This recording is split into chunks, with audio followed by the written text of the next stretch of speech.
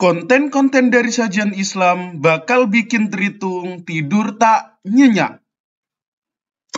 Dan tadi itu ada Yang saya pertanyaan. tanyakan yang tidak masuk akal saya tuh gini loh. Masa Tuhan menubuatkan Tuhan itu loh. Itu udah masuk akal sudah kok saya tuh.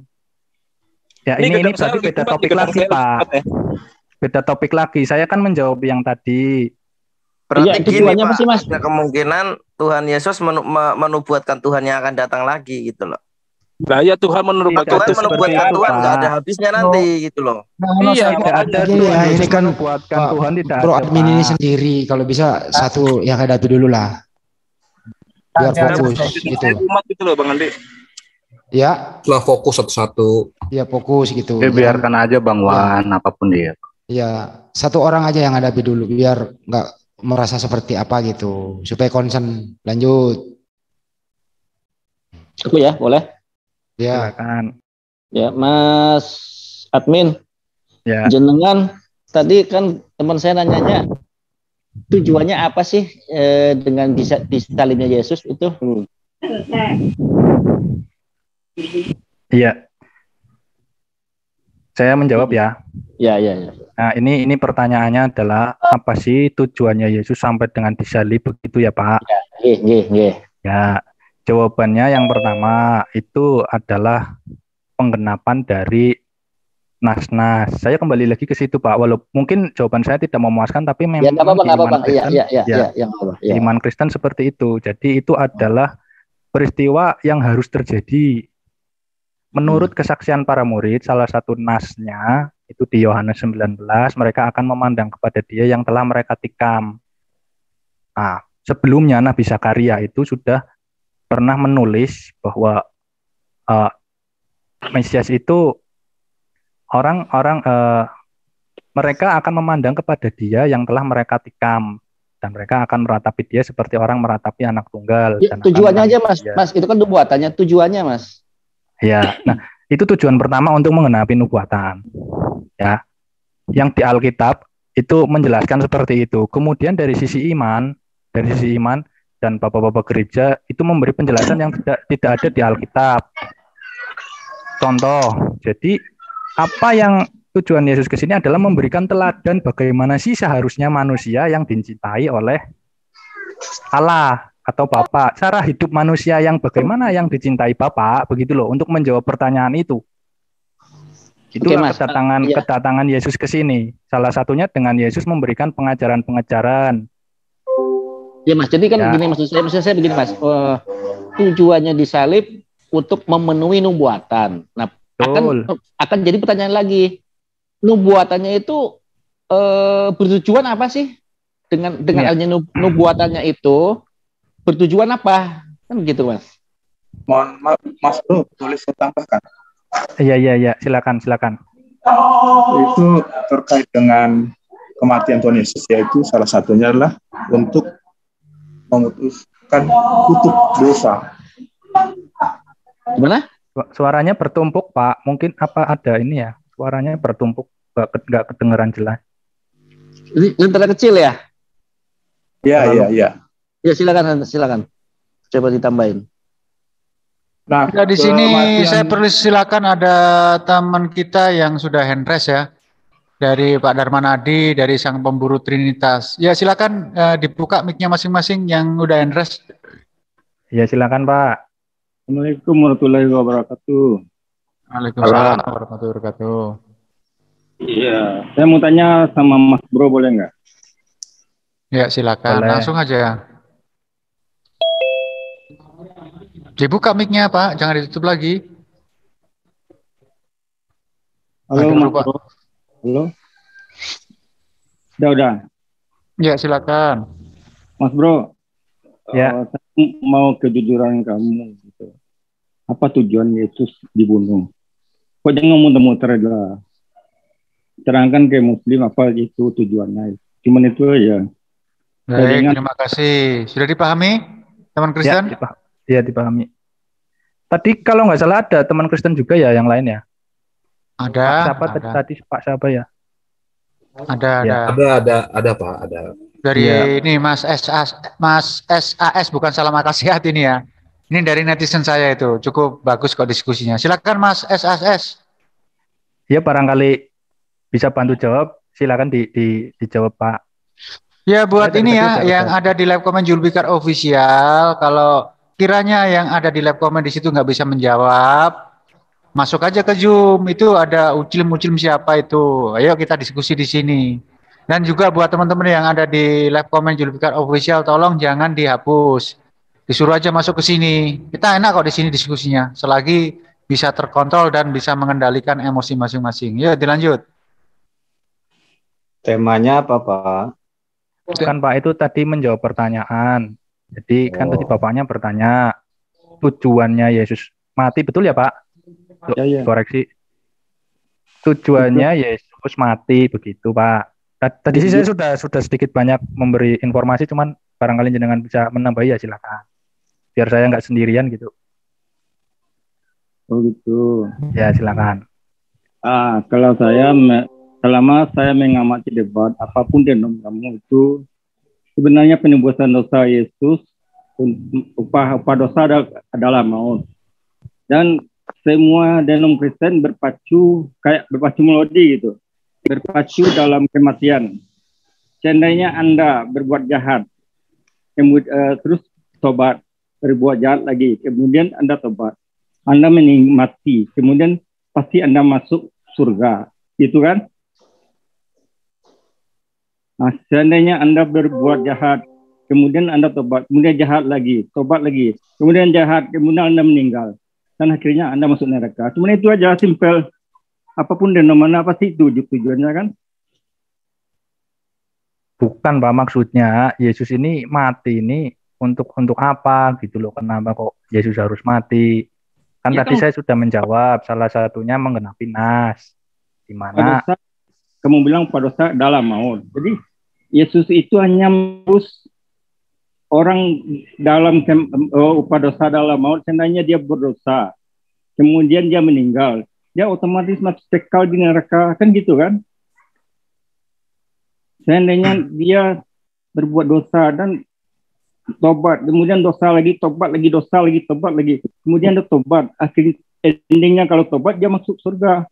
Kalau endingnya dia nggak tobat, kemudian dia meninggal atau mati, otomatis masuk neraka. Kan simpel, cuman denomnya yang muter-muter. Tujuan bisa jawab itu juga nggak? Ya. Ini dari Kristen bukan Pak? Iya, saya pengamat Trinitas. Ya, oke. Ya, terima kasih Pak. Saya belum menyampaikan jawaban ya. Saya jawab dulu sedikit. Ya. Salah satunya tadi mengenai kenapa Yesus harus mati. Pertama menggenapi nas, karena nasnya di situ mengatakan menyerahkan nyawa. Kemudian yang selanjutnya dalam kacamata manusia kita, dalam kacamata iman, Yesus mati itu sebagai bentuk perlawanan terhadap iblis atau kejahatan, bentuk perlawanan terhadap kejahatan, di mana kejahatan tidak bisa dilawan dengan kejahatan. Dalam iman saya, pembalasan itu bentuk bagian dari kejahatan, gitu loh. Jadi Yesus mati salah satunya ya untuk itu, melawan kejahatan, melawan iblis begitu. Itu ya, kacamata manusia. Gak jahat itu Pak. Sebentar Ustaz.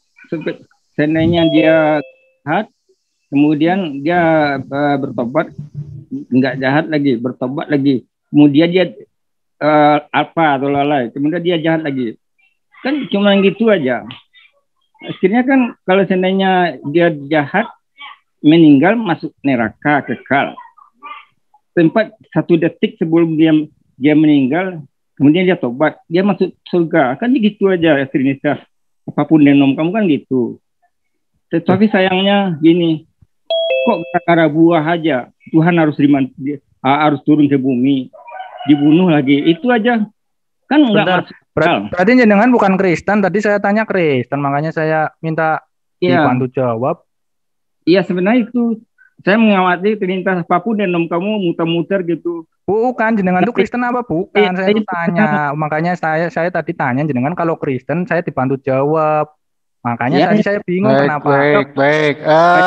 Pak, bisa pemburu Trinitas, Daniel dulu ya, ditahan dulu untuk berbicara. Serahkan kepada kami yang sudah terbiasa berdiskusi.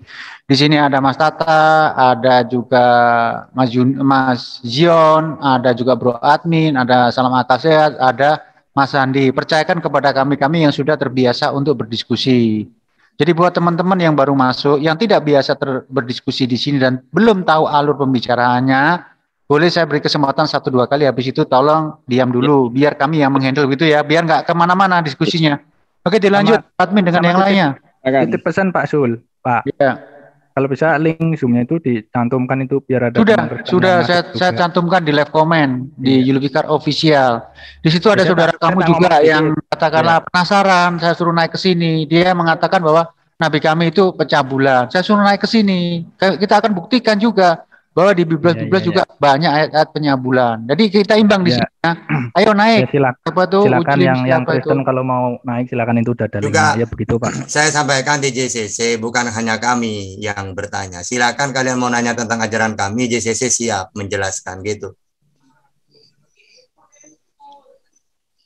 Ya, dilanjut tadi masalah apa tadi itu gua nggak harus mati ya. Ya, saya tanya sama Bro Admin aja sih. Ya. Kamu kan orang Kristen yang taat, sangat taat sekali saya lihat di sini. Betul. Ya, tidak taat sekali lah Pak. Ya, tapi yang jadi pertanyaannya, kenapa kamu nggak masuk jadi ateis saja? Maksudnya kenapa ateis ya Pak? Kan saya percaya Kristus Pak. Iya, makanya itu kenapa kamu nggak jadi ateis? Ya karena saya percaya Kristus. Nah, Kristus itu siapa? Ya, Yesus. Kenapa harus ateis? Nah, itu pertanyaannya naik kan, saya itu boleh dijawab boleh tidak. Pertanyaan saya itu tanpa mikir kok. Iya. Jadi jawabnya harus tanpa mikir gitu loh. Iya. Lanjut. Oke. Intermezzo ini. Iya. Jadi Bro Admin ya, kita itu bukan debat. Kita nanti para netizen nanti yang mana pemaparan kita yang sesuai dalil atau sesuai logika juga gini. Tapi saya ingin menyampaikan, misalnya yang ditanyakan, apa tujuannya itu Yesus itu? Ya, tujuannya apa selama dia hidup? Ya pasti kalau pakai dalil sebagai utusan. Nah, lalu kita apa utusan itu? Ternyata kalau dalam Yohanes 3:34, penyampai firman Tuhan wakil. Nah, itu kalau ditanya. Terus masalah nanti dia mau dibunuh, itu biasa. Semua para nabi yang mau dibunuh. Apakah Yesus mati beneran? Tidak masalah, walaupun disalib beneran. Kalau ada dalil nubuat tentang matinya dia, ya tetap memang para nabi itu memang ada yang dibunuh. Terus masalah dia itu kasih sehingga walaupun dia disakiti menyerahkan, gitu ya. Sebenarnya ajaran kasih itu ada di semua para nabi. Karena memang Nabi Muhammad sendiri ketika disakitin selama 5 tahun, apakah dia membalas? Mendoakan. Penduduk Taif dilempar dia sampai berdarah. Malah dimaafkan, didoakan. Karena mereka tidak tahu kan gitu. Jadi kalau bahas ajaran kasih di dalam Islam, mungkin ya ribuan itu dalil-dalil itu. Fa'fu wasfahu, maafkan. Gitu. Makanya di Islam itu jelas banget. Terus kenapa kok Israel menolak? Ya kan memang semua para nabi ditolak. Kenapa iblis juga ikut bantu? Karena memang iblis ini tidak mau manusia itu dapat masuk surga.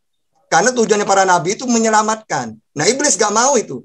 Makanya berperan juga membantu Israel. Penolakan Israel itu kepada Yesus karena Yesus itu seorang utusan ngaku ditolak. Penyampai firman juga sering mengkritik orang-orang rabi-rabi. Karena rabi-rabi itu tidak terima, ini masih muda kok ngiritik kami, seakan-akan lebih pintar dari kami. Makanya saat itulah selalu ingin membunuh Yesus. Sama seperti Nabi Muhammad ya gitu. Mereka menyembah berhala, pagan, kok tiba-tiba ada seorang nabi mengenalkan Tuhan yang benar. Ya mau dibunuh oleh mereka. Ya, sama ceritanya para nabi itu sebenarnya. Gitu ya. Silakan. Iya.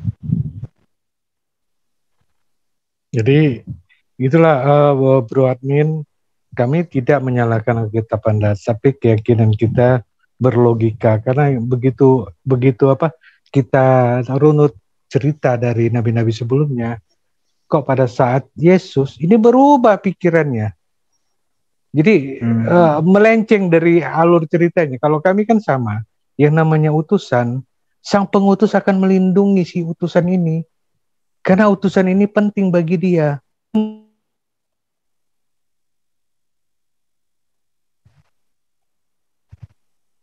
Tes suaranya hilang, Pak.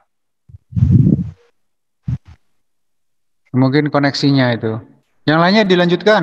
Sallallahu alaihi wasallam gitu. Nah, begitu juga dengan Yesus atau Nabi Isa. Nabi Isa itu membawa pesan dan dari bapaknya ya. Kalau di situ bilang benar dari bapaknya. Nah, sang utusan itu tentu dilindungi, tidak mungkin dibunuh. Tidak mungkin saya menurunkan utusan, kamu nanti harus dibunuh ya, kamu turut perintah saya. Ini yang aneh. Sedangkan murkanya Allah tak bisa dihalangi. Seperti yang kamu bilang tadi kan, Nabi Nuh, Sodom Gomora, pada zaman Nabi Musa, ditenggelamkan pasukannya Firaun. Itu berapa banyak pasukannya? Jadi artinya, itu perbuatan murkanya Allah itu berdasarkan perbuatannya manusia dan ditanggung sendiri oleh manusia.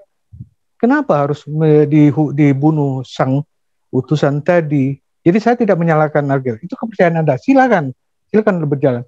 Kami bertanya berdasarkan logika. Cerita Nabi itu benar-benar di logika kami bisa kami terima karena di dalam Al-Quran juga hampir serupa. Tapi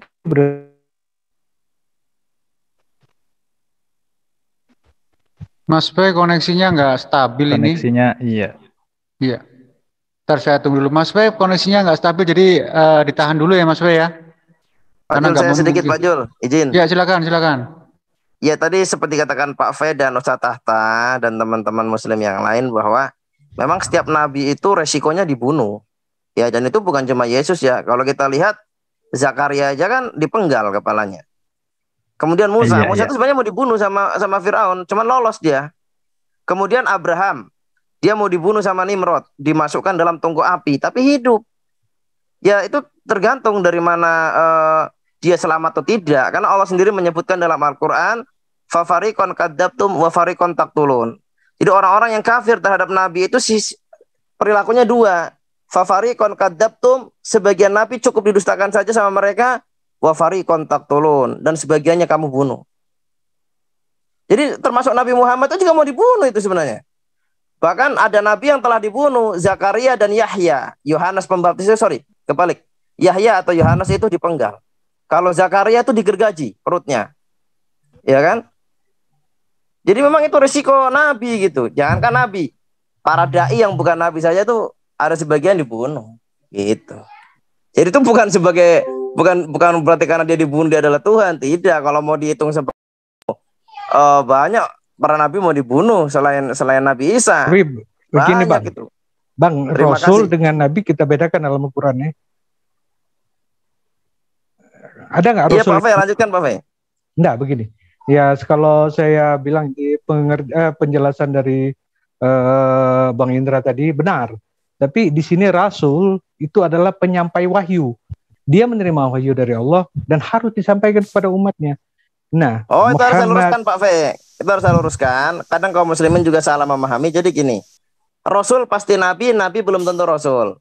Rasul itu dia membawa syariat baru. Adapun Nabi dia berdakwah meneruskan syariat Nabi sebelumnya. Makanya ada nimim ya, Nuh, Ibrahim, Musa, Isa, Muhammad. Itu membawa syariat baru. Jadi kayak misalkan Nabi dari Nabi ini ya, Nabi Ishak, Nabi Yakub, Nabi Yusuf, dia berdakwah Pak Fe. Dia menggembalakan Bani Israel, berdakwah kepada Bani Israel, tetapi dia tidak membawa syariat baru. Artinya apa yang diajarkan Yusuf itu ya tauhid yang diajarkan oleh bapaknya yaitu Yakub. Yakub yang diajarkan oleh bapaknya Ishak. Ishak yang diajarkan oleh bapaknya Ibrahim. Dia nggak membawa syariat baru. Termasuk Nabi Ismail alaihissalam. Beliau bukan Rasul. Dia tidak membawa syariat baru. Ya. Adapun Nabi Musa, dia disuruh dakwah tapi membawa syariat baru. Dia membawa hukum baru, itu Taurat.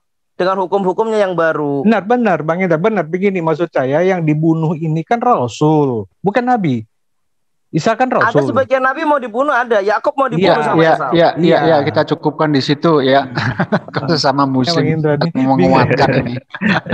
Oke ya, temanku yang ada di live comment Julfikar Official itu apa sih Ucil siapa itu? Itu linknya sudah saya pin.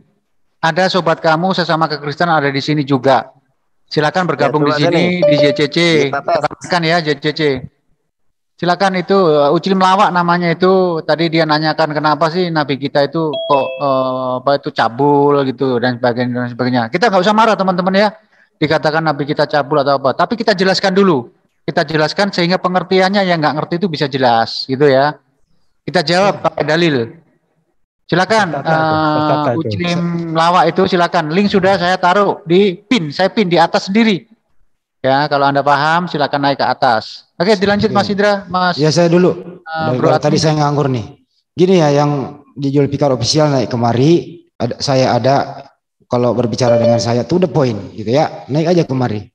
Bro admin, kita kembali ke topik aja yuk, biar nggak melebar kemana-mana ya, mengenai silakan. Mengenai manusia Yesus ini yang mati di tiang salib terus menebus dosa begitu ya. Itu ya intinya. Tapi boleh saya izin sebentar Pak, ini kebetulan kebelet ini. Bentar, oh iya silakan. Apa perlu dipegangin? Enggak gitu juga. Nggak perlu ya, nggak perlu. Nggak perlu juga kali. Oh iya. Siapa tahu ada yang mau pegangin gitu loh maksud saya. Ada teman Kristen lagi yang lain? Tadi siapa tuh? Domba kecil apa siapa tadi itu? Domba gede Ahmad Bang. Ahmad itu tadi tuh Bang. Ya silakan. Kira-kira ada bawa masalah apa nih? Mau bertanya monggo. Yang di Zoom, makan aja. Ya, yang di live chat silakan naik kalau mau bertanya. Tapi jangan membuat framing, jangan berstatement dulu.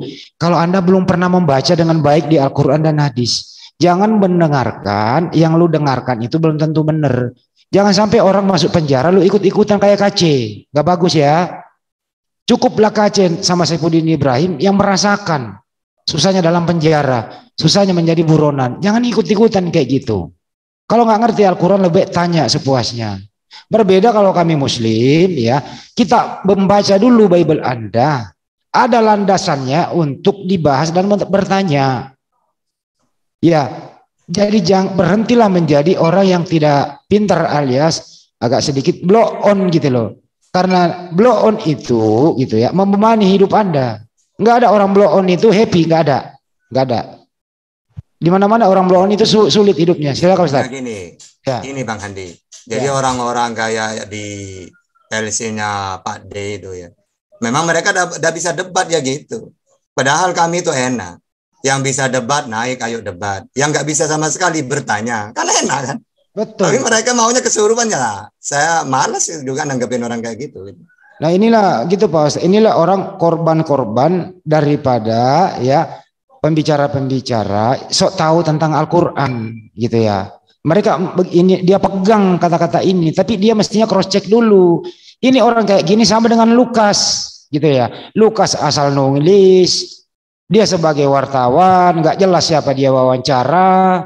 Terus siapa saksi-saksi dia tanya, langsung nulis dipercaya kitab suci. Kayak orang ini semua ini gitu loh.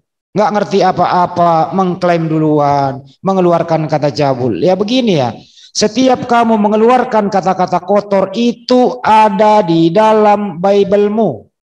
Iya. Ya, setiap kamu menghujat di Bible-mu ada kata-kata itu. Kalau nggak percaya, naik kemari kami buktikan itu. Nah, begitu ya teman-teman ya, buat yang ada di live comment Julfikar Official silakan naik. Saya kasih status CEO host. Terbukti di situ SAS dan juga Bro Admin saya kasih itu status CEO host. Artinya kamu di situ nggak bisa di-mute. Bebas. Artinya kamu juga berperan penting di sini. Kami membutuhkan narasumber-narasumber dari kekristenan. Coba saya tanyakan sama SAS ini sebagai netizen Julfikar Official. Apakah kamu nggak pernah tak kasih status CEO host di sini?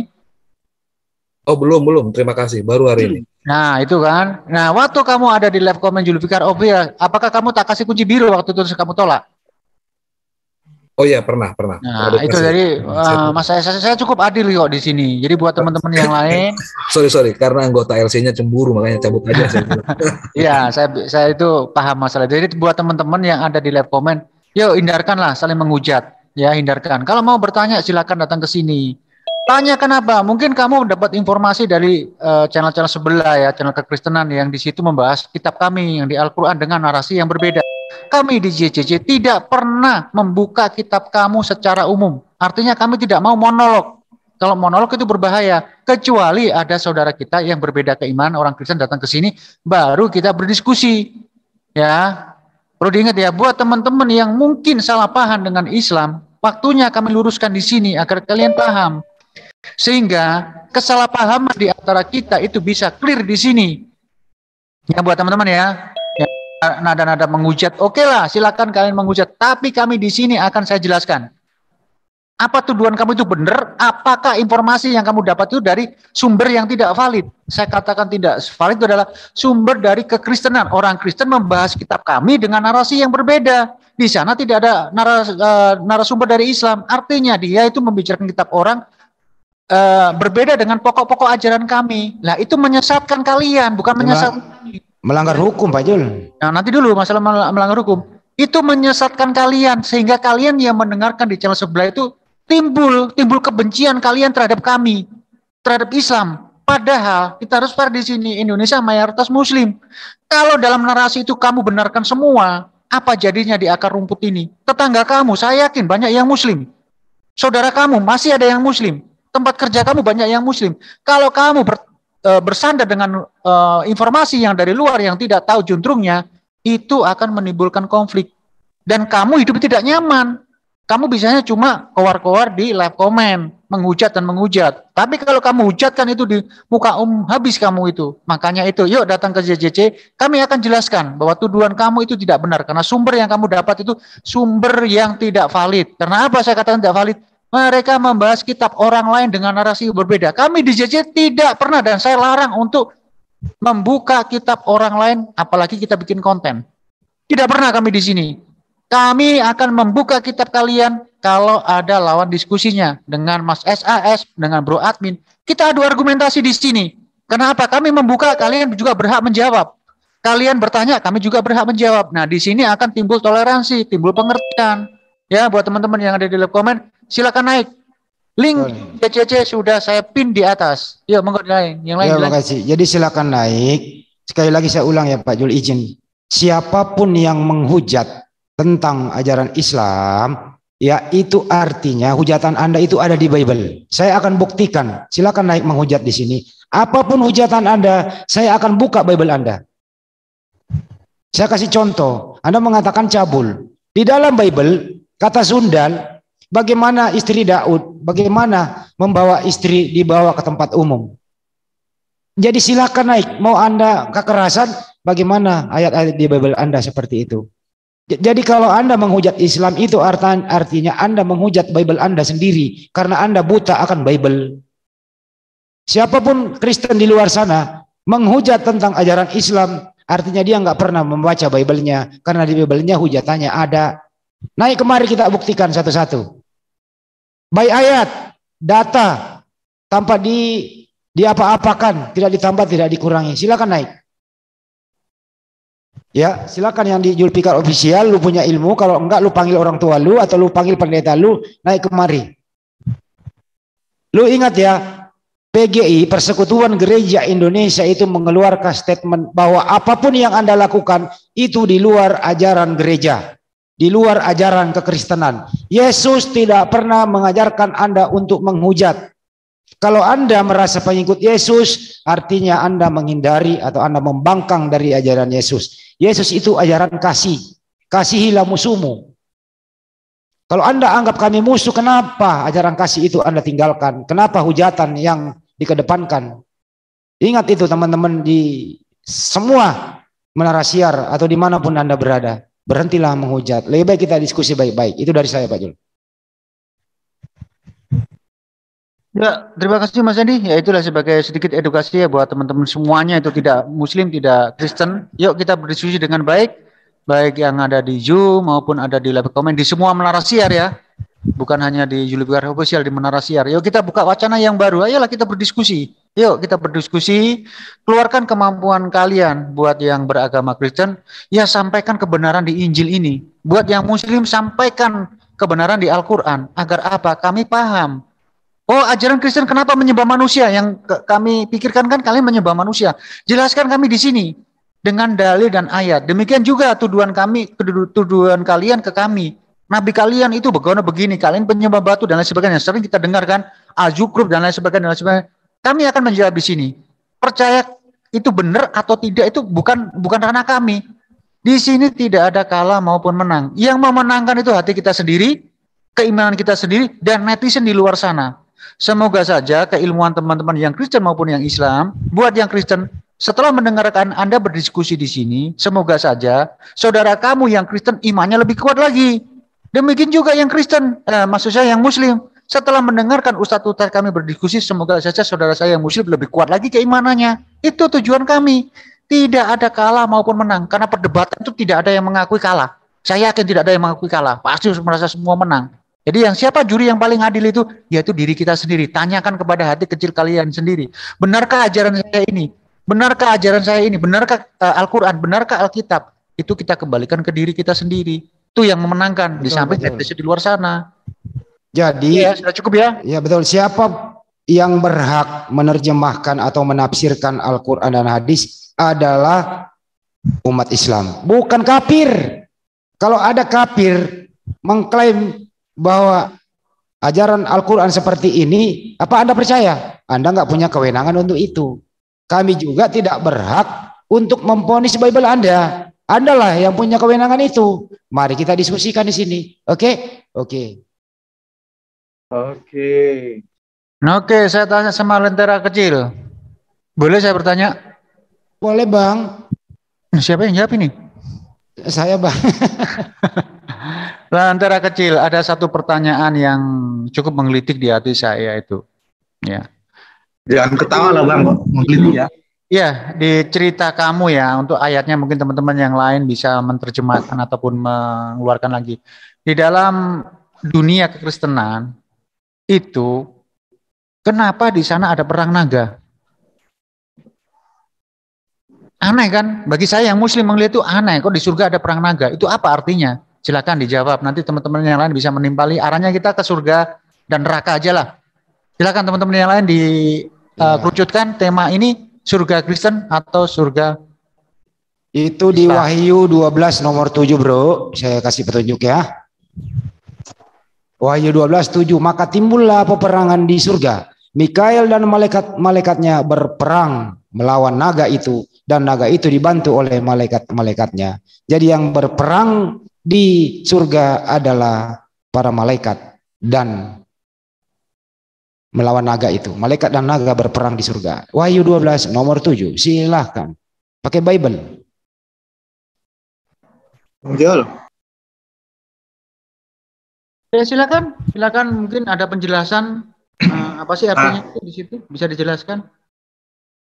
Itu kalau saya kira sudah banyak para debater yang menjelaskan baik secara alkitab maupun ya, seperti yang tadi katakan itu adalah ada makna yang tidak sesederhana kalau orang awam mungkin agak yang belum begitu mendalam.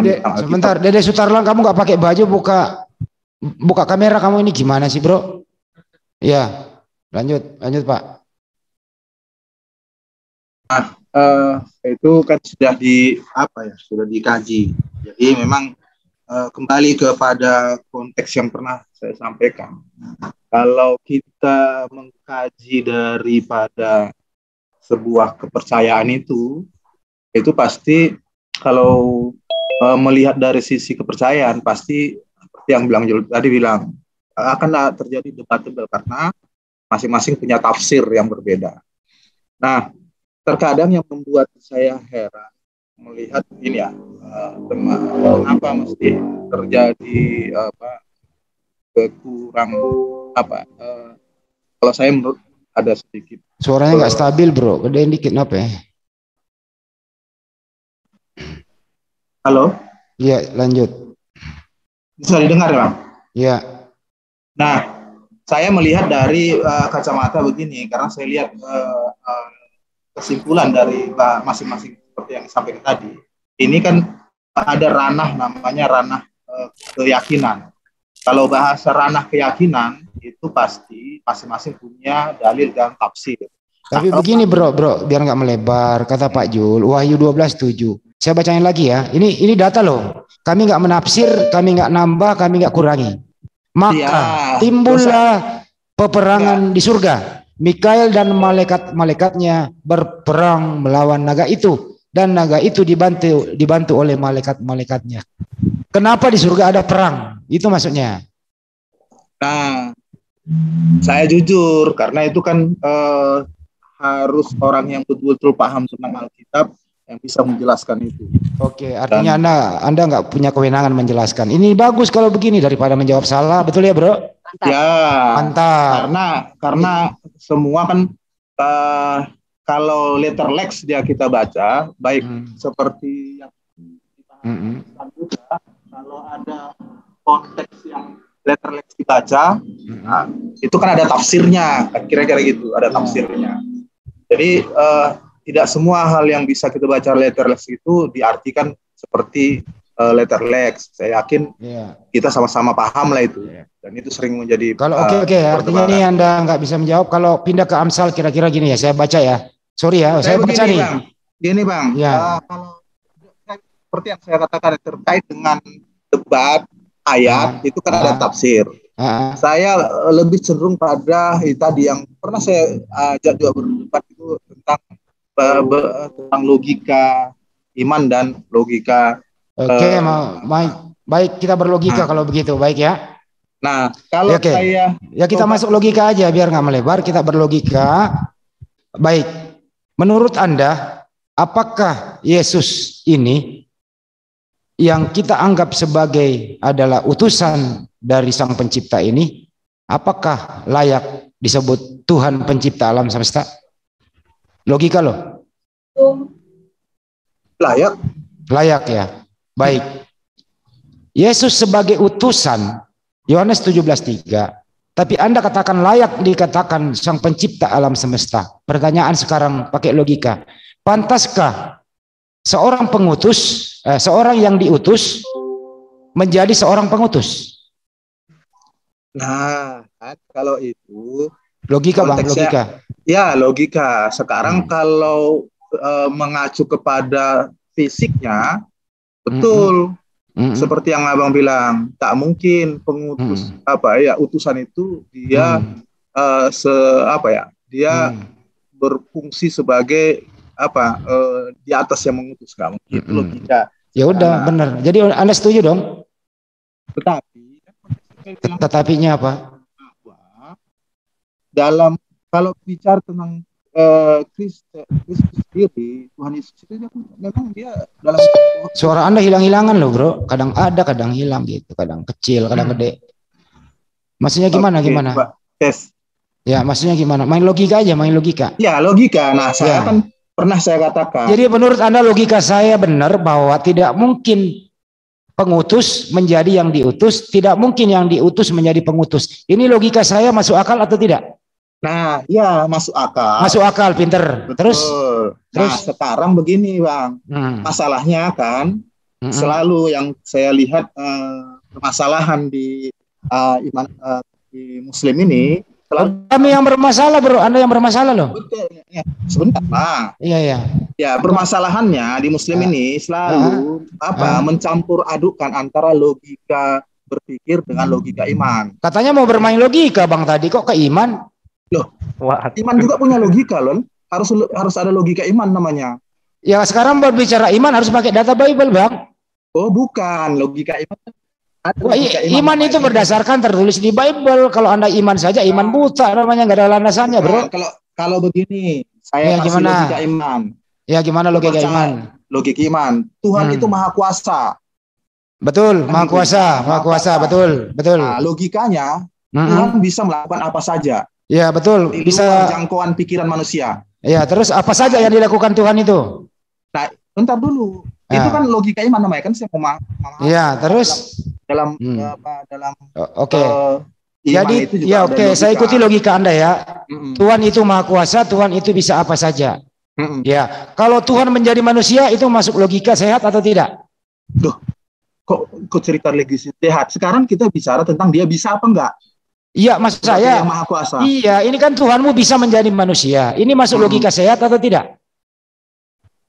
Kok logika? Ya, pastilah. Pasti, baik. Waktu Tuhan menjadi manusia, apakah manusia ini sudah ada ketuhanan atau enggak ada sama sekali? ketuhanan. Sekarang begini, sekarang kita bicara fokus dulu, Bang. Ini fokus ke saya, ini fokus ini, Bro. Iya, fokusnya kan fokusnya sekarang kan bahwa kita percaya bahwa Tuhan itu Maha Kuasa. Ini kan kita bicara logika. Iya, paham. Dia bisa melakukan apa saja. Iya, nah, terus jangankan sebagai ini, dia kan berwujud, bukan menjadi manusia dalam konteks yang dipahami. Di Bible-mu tertulis bro, Yohanes 1:14 firman menjadi manusia. Betul, tapi konteksnya bukan seperti yang dipahami seperti dia merubah wujud begitu, tidak. Tapi dia gimana? Kalau hampir sama dengan begini, Tuhan menjadi merpati. Tapi dia bukan menjadi merpati. Gini aja bro, langsung aja. Bagian dari merpati, bro, gitu. Tuhan bisa apa saja termasuk bisa menjadi manusia. Iyalah. Pertanyaan sekarang, logis nih. Apakah waktu Tuhan menjadi manusia, manusia ini masih disebut Tuhan? Tuhan menjadi maksudnya masa Tuhan. Saya ulang ya, saya ulang bahasa Indonesianya nih. Logika bagus nih, bahasa Indonesia benar nih. Okay. Waktu Tuhanmu menjadi manusia, apakah manusia ini masih bisa disebut Tuhan? Bisa. Artinya Bunda Maria melahirkan Tuhan? Oh bukan. Loh kok bukan? Sekarang begini, karena tadi saya bilang dicampur adukkan antara logika berpikir manusia. Katanya Tuhan, dengerin Bapak dengerin. Tuhan menjadi manusia. Manusia ini juga adalah Tuhan. Ya, manusia ini keluar dari mana? Loh, bukan manusianya Tuhan, tapi apanya yang Tuhan? Dalamnya itu roh yang ada di dalam manusia itu Tuhan. Oke. Roh yang ada di dalam diri Yesus itu yang Tuhan. Yep.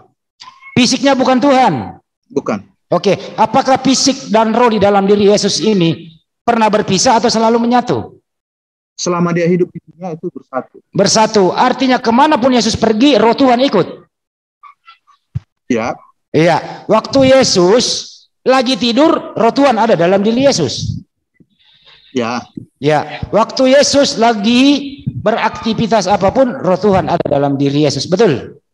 Ya. Yakin ya? Ya. Yakin. Waktu Yesus disalib, apakah roh Tuhan ada dalam diri Yesus?